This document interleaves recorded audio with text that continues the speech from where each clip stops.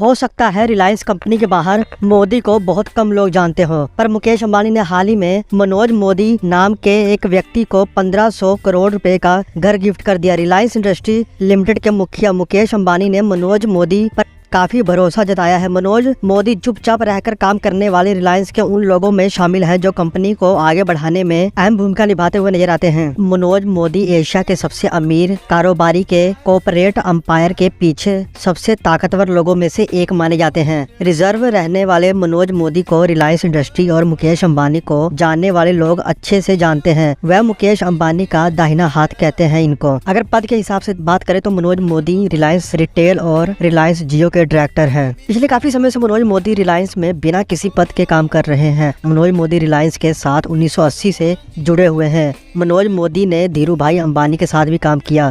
जब धीरू भाई अंबानी ने ऑयल और पेट्रोकेम कारोबार शुरू किया था तब से मनोज मोदी उनके साथ थे। मुकेश अंबानी और मनोज मोदी दोनों ने मुंबई में केमिकल टेक्नोलॉजी की पढ़ाई साथ में की थी। पढ़ाई के दिनों से ही मनोज मोदी मुकेश अंबानी के अच्छे दोस्त हैं। जब मुकेश अंबानी अपने रिलायंस इंडस्ट्री का फोकस पेट्रोकेमिकल से इंटरनेट टेक्नोलॉजी की तरफ मोड़ रहे थे, तब मनोज मोदी एक प्रभावशाली आवाज के रूप में सामने आए। जियो प्लेटफॉर्म में 5.7 अरब डॉलर के फेसबुक के निवेश में मनोज मोदी की बड़ी भूमिका मानी जाती है। फेसबुक के निवेश के बाद सिलिकॉन वैली के कई निवेशकों ने जियो में निवेश किया। इसे ग्लोबल रडार पर सामने लाने में मदद की।